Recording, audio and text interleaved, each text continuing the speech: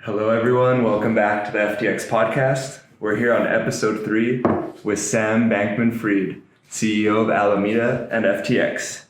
Welcome, Sam. Thanks for having me. Yeah, it's a pleasure. So just to let you guys know, we're going to be doing a 3-part series here. This is part 1 on the background. And yeah, I'll get started right away with a question for you, Sam, that I guess is a few questions wrapped into one. And if you'd like to share some pivotal things that really marked you growing up and started forging the path to where we are now.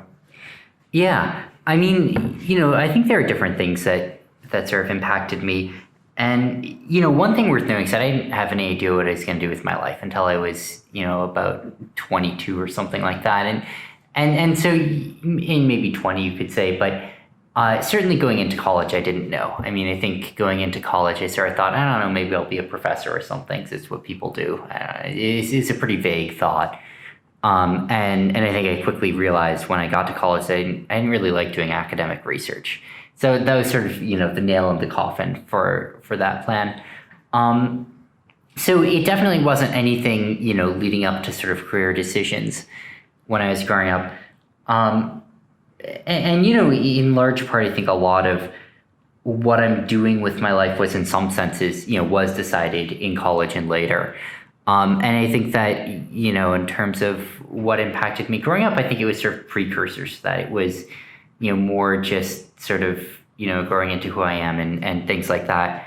I don't know, I spent a lot of time when I started growing up just sitting, thinking to myself, playing through scenarios in my head.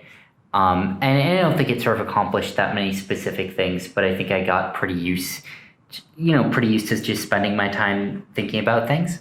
And I also played a lot of games growing up, and I think that sort of helped me start to think about, quick strategic thinking particularly. And I think strategic thinking is probably something that would have happened no matter what, but that probably had some impact on sort of time sensitivity. So, I think those are some things. And then, maybe I think the last thing would be, thinking about what I ultimately care about and value in life. And that was sort of, culmination of a lot of things. Certainly, family is one of them. I mean, a lot of the things that I think ultimately matter in life are fairly similar, to what my family does. Some of that was just sort of exploring online, but, a lot of this didn't really start happening till college. And just to go off of that a little bit, so I imagine you have a pretty close relationship with your family? Yeah, I talk to them a fair bit. I mean, I talk with, it's a little bit harder now that we're not just in different states, but, different countries and different time zones, half a world apart, but I still talk to them every week. And sometimes more than that. I talked to my brother a lot more when I was living with him in New York, but... Yeah, I bet. That must have been pretty nice being roommates. Yeah. Because how many years apart do you guys have? About 3 years. Okay, so that's close enough where you could still have a pretty good relationship. Yeah, I think, especially as we grew older and the, importance of 3 years became less and less. Yeah, absolutely. So that makes a lot of sense. You're saying basically having all this thought processes, it gave you a framework which has served you very well in the things that you've done since then, right? Yeah. I'm kind of curious. So while you were building these frameworks, I think some of these thought process must have radicated around what made you realize that giving was a very important thing. Because, I haven't been at the company super long, but my sense is that this crazy drive you have that makes you work like a maniac comes from this wanting to give. So I'd love to hear a little more. Like, where was this born? When did you realize this? Yeah. So, I think that, again, a lot of the precursors were there early for it, but it's not something that crystallized until college. And I think it happened in a few steps. I think one step was thinking for the first time about what do I want to do with my life and what will be the impact of what I do. That sort of led me to getting involved in a number of things early on in college, including animal welfare. And that sort of led me down a rabbit hole, which eventually arrived at effective altruism. In sophomore year, I think I met with a bunch of the sort of early founders of the movement. And, for sort of the first time in my life had, real discussions about, of all the things I could do with my career, what's the best.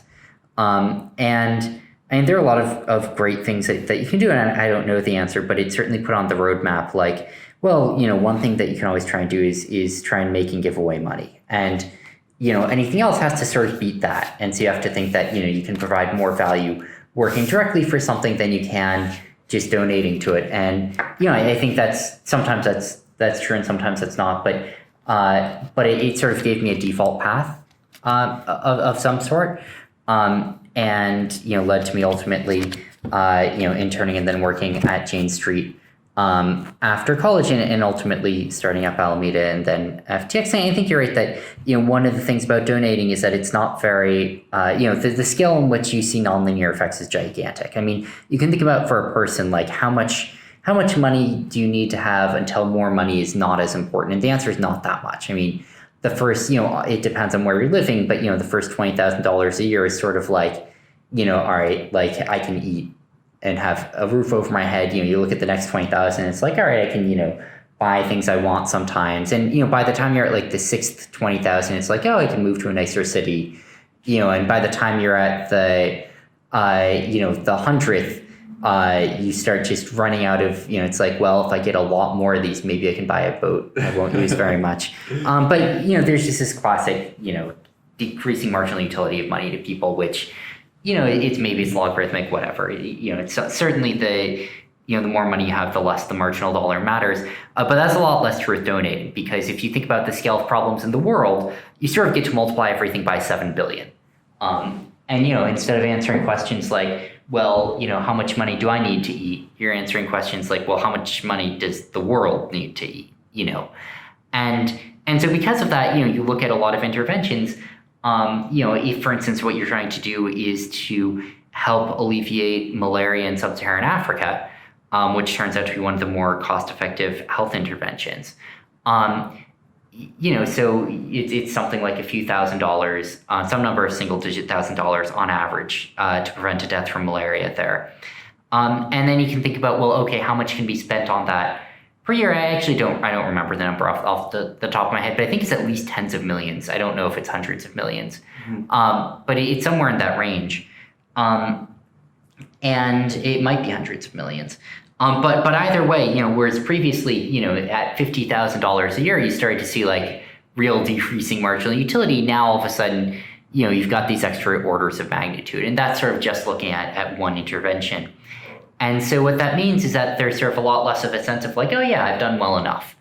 It's sort of it's not like, your goal is just to, at least, hit some threshold, and after that, there isn't that much value to working harder or accomplishing more. It's sort of like, well, certainly if you're not giving tens of millions of dollars here, you haven't hit that. And probably when you start to sort of scale out and look at what can you do, looking across a lot of causes at the world, you start getting into billions. And so because of that, it really is just like, well, more is always better, doing better is always better. And, whenever there's something that you can be doing that can increase the amount that you can give, that's sort of always good.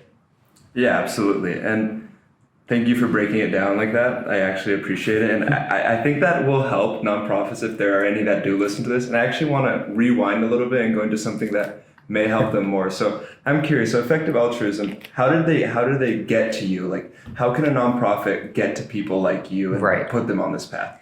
Yeah. So, I think that the EA movement particularly appealed to me because I think it's sort of right about its long-term thoughts, which is that, you should be trying to maximize the amount of good that you can do. And that's worth a lot more than just doing some amount of good.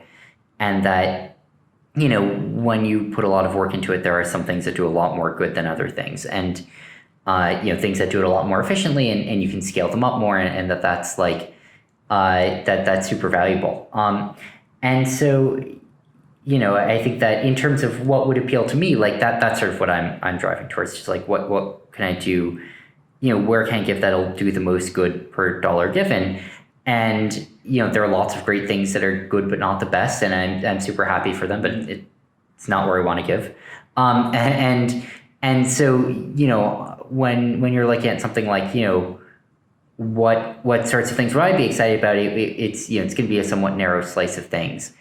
I think, in terms of what in general appeals to people, I think it's really all over the place. I mean, different people, it's very different things. And I think the types of things that apply to myself and to, other people in the effective altruism movement are quite different than what sort of maximize general population donations. And I think like a big thing you can look at is that lots of charities have, evidently decided that putting, compelling pictures on postcards is pretty effective for fundraising. I assume it works given that they all do it. And it sort of wouldn't be surprising if it did work.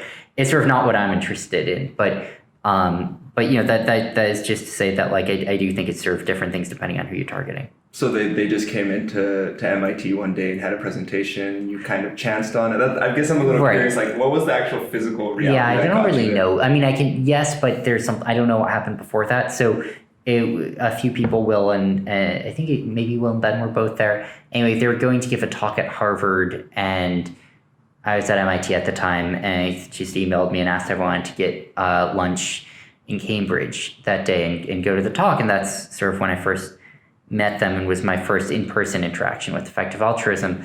I don't know how they knew to email me. I suspect it was from an online forum. I think no one remembers how what caused that email to be sent, but my best guess, I was active on an online utilitarianism forum before that, and probably they found me through that, and that sort of just came from a rabbit hole of doing things like Googling utilitarian blog. And seeing what came up.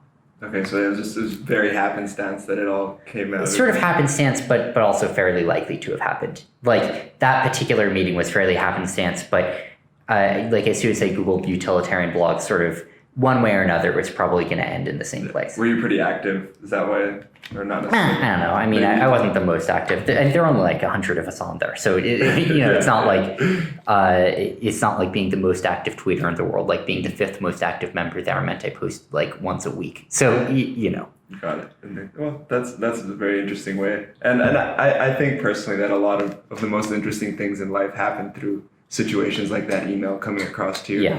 I want to go I guess this is kind of analogous, but so you chose physics, right, for university? Yeah. And I would like to hear a little bit about that, what your take is on it, and if it fit the framework you had been building from before. I don't know why I chose it. I guess, if I had to dig into it, it's probably something like, at that point, I had already sort of decided I wasn't going to be a math professor. So try physics next. It sounded kind of cool. It is kind of disappointing. I mean, part of it is on me. Part of it's just like I didn't try that hard at it, and so I never got that good at physics. But I think part of it also is that it's a field that is not currently in its heyday. Sort of at least theoretical physics isn't. And you can kind of think about what are the most exciting things in physics, and you probably just had 6 thoughts pop into your mind, and they're probably all 100 years old. Like you probably didn't name anything in the last 50 years. Probably black holes was like the first. Right, thing. Black holes, quantum mechanics, relativity, all things that, and then sort of a lot of consequences of those, all things that were sort of early to mid 20th century, and I think there are some exciting things going on, especially in like applied physics. I think you look at things like material science. You look at things like electronics and Moore's law, and there's obviously it's still bearing a lot of fruit, and there's a lot of exciting work going on in sort of building industrial tools or commercial tools in ways that rely on some physics. But when you look at sort of theoretical developments, it's been in a bit of a lull for the last 50 years or so. And it also has probably too many people in it, because there's sort of a lag here. People still are thinking, maybe I'll discover relativity. They're not going to. It was discovered a long time ago. And there sort of hasn't been a new relativity. And there's sort of string theory, which was maybe supposed to be that, but that's just sort of like been held in limbo for decades. Who knows? Maybe there will be something really fascinating next year. But but I was certainly like a little bit disappointed by the state of physics, and physics was probably a little bit disappointed in me too. So it's a mutual thing. And so going back to that, would you say some of your biggest takeaways were the friends and the social capital you made, or the classes themselves? Definitely the friends. I mean, the classes didn't do anything. I was partially because I just started dicking around in classes, but I also think they just wouldn't have been that useful no matter what. And I should have taken different classes. 'Cause I should have just taken a lot of computer science classes so I'd be a better programmer. I'm not a great programmer. I sort of wish I were. But I think that's sort of an outlier right now. I think if you look at like what are the exciting things to be doing with your life, and like is what you learn in college useful for them, I think there's sort of like one outlier field there, and that's programming. And it's, I think, just like what everyone should be doing in college, even if you're going to do something else with your life. I mean, at least you learn something that might have been useful. And outside of that, I mean, I think it's mostly just for show now. But it was a sort of formative social period of mine, and also gave me a lot of time to sort of mull on what I wanted to do with my life. So. Mm-hmm. Sweet. So you were finishing college. At what point did you go do your first interview at Jane Street, or when? Yeah, so I interviewed junior year, I guess. Freshman and sophomore year. Well, freshman, yeah, and sophomore year, I didn't really do anything over the summer. I interned at labs I didn't like.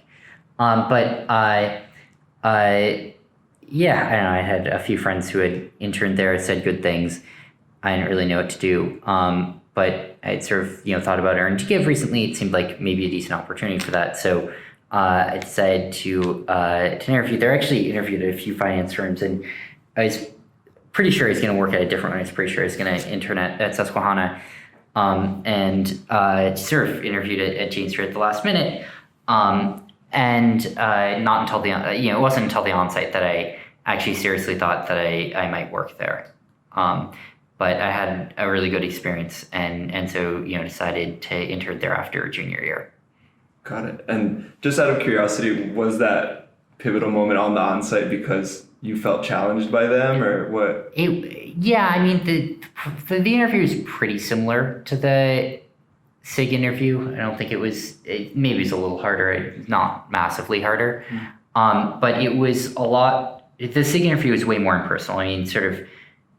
Is sort of chaperoned around by HR the whole day. It was very regimented. And at the Jane Street interview, I don't know, like one of the sort of founders came in for the last half hour or hour and just sort of bullshit about political election voting systems and baseball statistics and stuff. And so it just seemed like a sort of significantly more more exciting personal experience. And I don't think I quite knew how to think about it at the time, but sort of seemed like maybe a place where I'd have more opportunity. Sweet. Yeah, thank you for sharing. And I'm not going to go super deep into asking you about Jane Street. Yep. I know you've shared some with us about how you met some very interesting, intelligent people who probably, also helped with your framework for the other things. I'm going to jump over that period a bit, and I know this has been asked before, but I kind of would like to know if there was some crucial moment when you decided, okay, I'm going to go do Alameda, or was it a buildup of different things? Bit by bit, then all at once. There's maybe a buildup of things. I'd sort of poke my head out once a year and say, like, is this still, what I should be doing with my life? And you should just be like, yeah, I think it is. I really liked it there. It seemed like a great opportunity, and they're good to me. And I visited the Bay Area one summer, talked with a lot of people, in fact, of Altruism, and it changed my thinking about a lot of things. I think partially it just made me feel like, there's a lot of opportunities in a lot of places to do things. Maybe I've been underestimating that. Partially, I think it made me ask myself some hard questions about expected values, and about like, well, if I really think that I should be trying to maximize expected values, like, I don't know, that probably implies substantially riskier strategies than what seems intuitively right, and that, like, that I should be careful not to fall prey to trying to choose, a comfortable path. And then also just sort of spent more time thinking about it, realized there are actually a lot of things I wanted to do with my life. And which just made me feel like, yeah, each one of these individually probably fails, but there are a lot of them. And that sort of, increases the odds that one would work, and made me lean more towards the strategy of trying a bunch of things and seeing what worked. I didn't think it was an obvious, or it still seemed like a close call, what I should do, but I also didn't think I was going to get a ton more information without doing it. Mm-hmm. It sort of felt just like a, now or never type thing, no point in stalling. And so, decided to leave, and, was originally going to work actually at the Center for Effective Altruism, and investigate politics and sort of a bunch of things, some of which I did end up putting a bit of time into. And then, kind of shortly after leaving, I poked around crypto a little bit, and How was that seminal crypto moment? Like, yeah, 'cause you were purely in ETFs at Jane Street, is that correct? I used no crypto at Jane Street. ETFs was the primary asset class, but an ETF is a fund of things that aren't ETFs. And so it also sort of gave me exposure to other asset classes, but not to crypto at all. And I don't know, I think there's just this sense of like doing my first ARB on Bitrex versus Poloniex back in the day. And there's like a 10% ARB or something. And like I actually just did a round trip and completed there. I was like, well, I didn't think that was going to work. And then was it with the system, or do you just manually? Oh, it's just manually. It was just clicking. Yeah, no, it didn't have any bots. And so I think that was one of those times, and I just sort of assumed it wasn't going to work. Like for some reason, this ARB can't be real.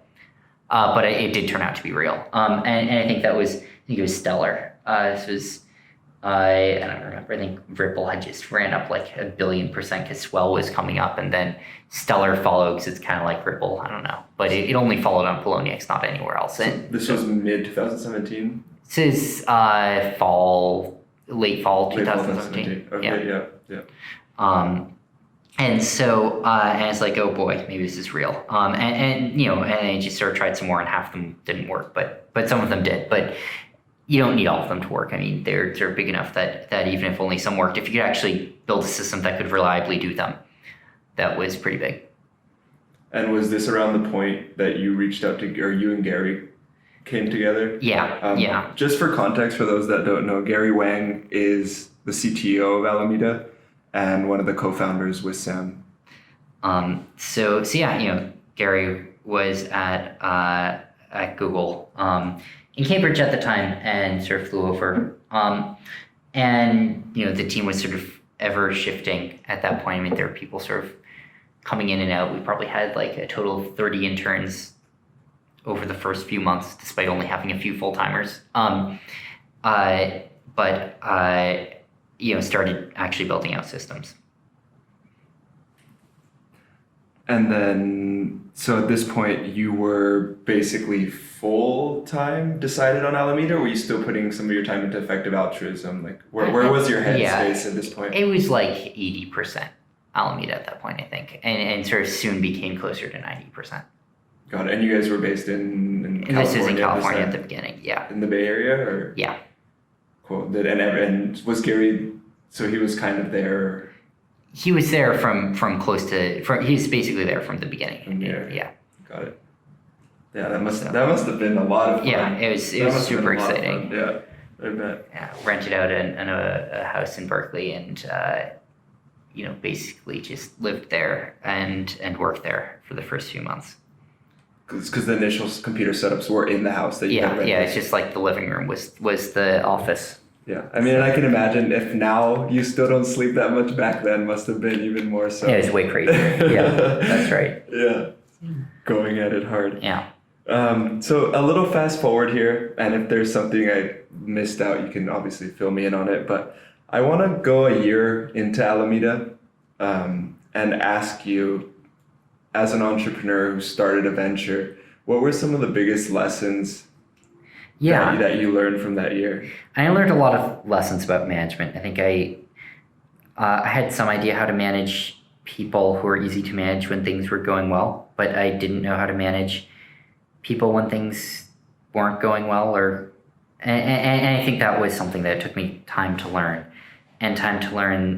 you know, and a bunch of things, including like how to communicate and message things to a team, including how to design managerial structures that at least don't totally fail. I still haven't seen any that are perfect. I mean, there's problems with everything, but at least, you know, building ones that don't have really bad failure modes. And then, you know, thinking about like what you do when someone's unhappy. And I think those were there's a lot that I learned, but I think those are probably the biggest things. And would you mind sharing some of the conclusions you came to? Yeah, I think one big thing is if someone's unhappy, they're going to be negative productive, and it's just like no one is provides value to a place they're really unhappy at. And you know, I think a classic thing that would happen is there'd be a disagreement about what to do, and you know, maybe it's like, do we use parameter 1 or parameter 2? And sometimes it's obvious what the right answer is. Sometimes it's not. I mean, sometimes you can just think about it really hard and be like, boy, I don't know. I mean, you can see arguments for both. And you sort of just have to flip a coin, and you're not literally flipping. Sometimes you do, but you know, usually you're like, I don't know, these reasons maybe I slightly think 2 is better, so let's do that. But whatever, you make some decision. And you have sort of, you know, 2 employees, and one strongly thinks 1 is correct and one strongly thinks 2 is correct, and one of them's right, but you don't know which one. But you have to make a decision. And, you know, usually you're just like, we'll try one, see how it goes, we'll switch to the other one if it's better. But sometimes this is a big decision. Sometimes this is maybe not irrevocable, but like will have large impact on the company. And you know, so you choose option 2, and you don't know whether it's right yet. But you know, you've just sort of defied one of your employees. I mean, you know, whoever was rooting for option 1, they didn't get their way. And, you know, usually this isn't a big deal. Usually they're like, yeah, we'll see what happens.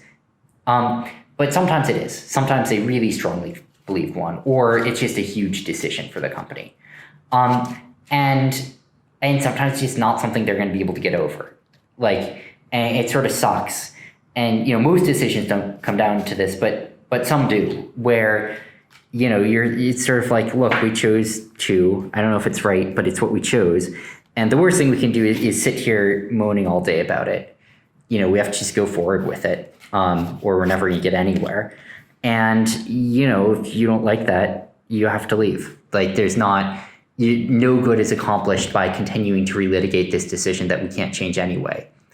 It just is what it is. And if you're not happy to be at the company that chose option 2 there, then it's not the company for you. And that doesn't even necessarily say anything bad about you. Like, you might be smart, you might be hardworking, you might be morally good, and you might even have been correct. I mean, you may even have been correct that option 1 was better than option 2. I don't know, sometimes it is.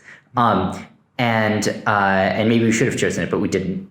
You know, we had to make a call. And that sucks, but it's what we did. And maybe that just doesn't work for you. And that, you know, that can happen. And it has happened with us. And I think when it's happened, it's often something that we should have acknowledged explicitly way sooner. Because dragging that out doesn't do anyone any good. Absolutely. So, kind of, that's not like that was used. I was going to use the rotten apple in the barrel analogy, which probably isn't the best analogy. But I mean, sometimes it is, right? Like, sometimes it's not some close call with 2 upstanding people. Sometimes someone's just an asshole. But and the answer is you just have to you just have to fire them. There's sort of no other way that's going to end. But, you know, sometimes that's not even true, or often it's sort of somewhere in between. Like, you know, there are people who are great but can be crabby. And, you know, they can be a dick in the wrong circumstances, and they can be great in the right ones. And, you know, little things can switch which of them, you know, a company is. Yeah, absolutely.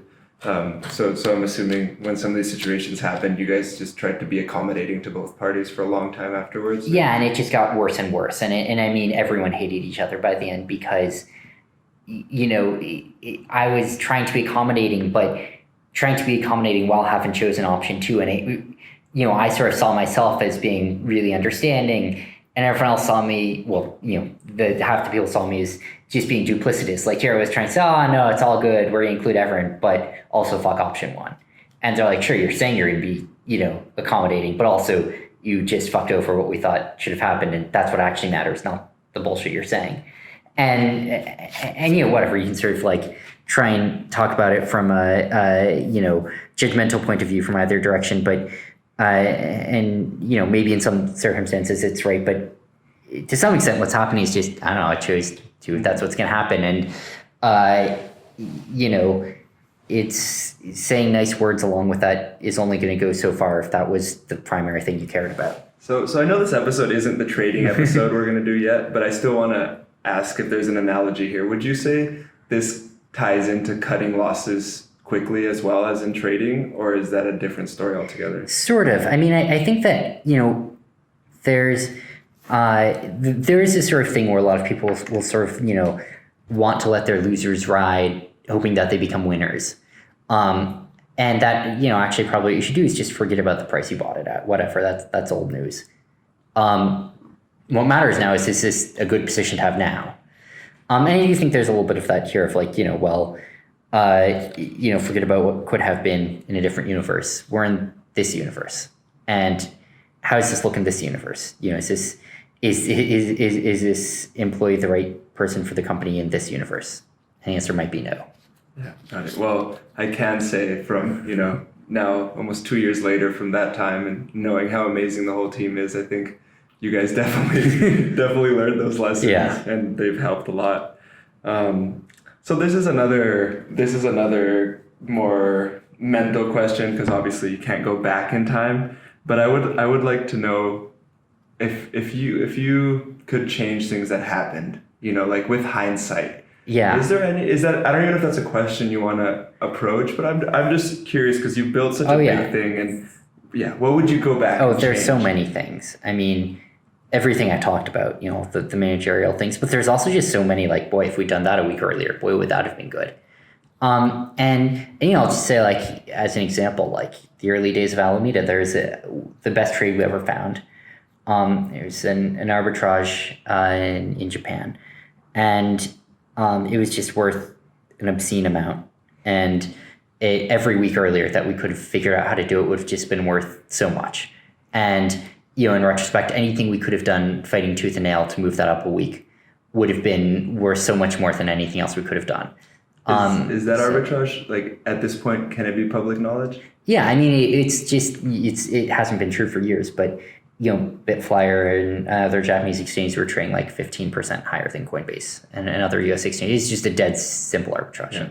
Would you mind, we'll give them a teaser of the trading, would you mind breaking down how you guys figured that out a little bit? Yeah, so figuring out's the easy part. Or how you did it. Yeah, you look at the price, like, that's weird and bad. But it's sort of a complex operational setup. You have to get a US bank account, get dollars in it, send it to a US exchange, buy crypto with it, withdraw it from the US exchange, get it to a Japanese exchange, sell it for yen, get that yen out to a Japanese bank account, turn that yen into dollars, send it to the United States, and every single step of that can break. I mean, there's limits on every part of that you have to break through. There's delays, there's KYC requirements, there's jurisdictional requirements, there's compliance requirements, there's time spent waiting in line at a bank requirements.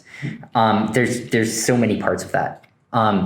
That can cause issues, and if you fuck up any part of it, you can't do the whole thing. I mean, you end up with all your money stuck on a Japanese exchange that you can't withdraw from, and you're like, that was silly. So really, the entire thing depends on every leg working, and the whole thing about doing that trade was, could we get every leg working? Yeah, no, I've definitely. So I read the introduction documents we get when we start the company, which breaks that down. And by the way, people, we'll probably be releasing some sort of comic of this arbitrage because it was pretty exciting. That would be pretty cool. We'll do something along that nature so more people can see it. But yeah, it seems like it entailed a lot of begging bank tellers and remote Japanese banks to let things go through in time before other places close. And it's quite intense. So that's one big one, right? Is when there was big opportunities to take them sooner. Is there any other things that come to mind? I mean, there are a lot of other things. There are some bugs early in the systems that started to matter more over time, and I wish we caught some of them a few weeks earlier. Many of them were not that hard to patch. But I think the biggest things were just getting to a few things earlier, and then just teamwork things, on figuring out how to handle unhappy employees, figuring out how to communicate company priorities in a way that gets things done. And I think that most of the other things I would change were just sort of downstream from those. Absolutely. And he's not adding this in, but like 18 to 20 hours of work every day. A lot of that as well, right? I guess I'll say one other thing, which is starting FTX earlier. We actually did try, look into starting a crypto exchange a year before FTX. We didn't know how to get customers. We didn't know anyone. Sort of like you can put up a website, but I don't know what that does. It sort of was chalked up to like, I guess we don't know how to get customers. That's silly. And in retrospect, I think the actual answer was like, well, let's figure it out. Totally. And so how much after this first attempt did FTX actually launch? It was about a year. About a year after. Yeah. And the decision was that you had found people that you thought could help get customers? Yeah, so in that intervening year, we had slowly done things to meet more people in crypto. And part of that was I moved out here to Hong Kong. And that sort of exposed us to the Asian crypto scene, which is most of the crypto scene. Mm-hmm. Part of it was, getting involved in OTC trading, which meant that we met a lot of people. Part of it was going to conferences, making some business development hires, and sort of putting all of that together to get to a point where, sort of for the first time, we could actually get to know people. Yeah, the team is really good, so I think you guys made some good calls there.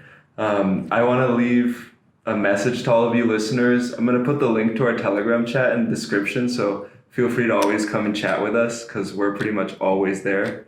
Sam will sometimes answer too if he's got some free time. This was going to be the first section, a little bit of the background. Stay tuned. The next episode will be purely trade focused, and if you have any questions, feel free to leave them in the comments and we will ask them. Thank you so much, Sam. Appreciate your time. I know you're really busy. Yeah. So thank you. It's been great. Cool. Thanks for having me.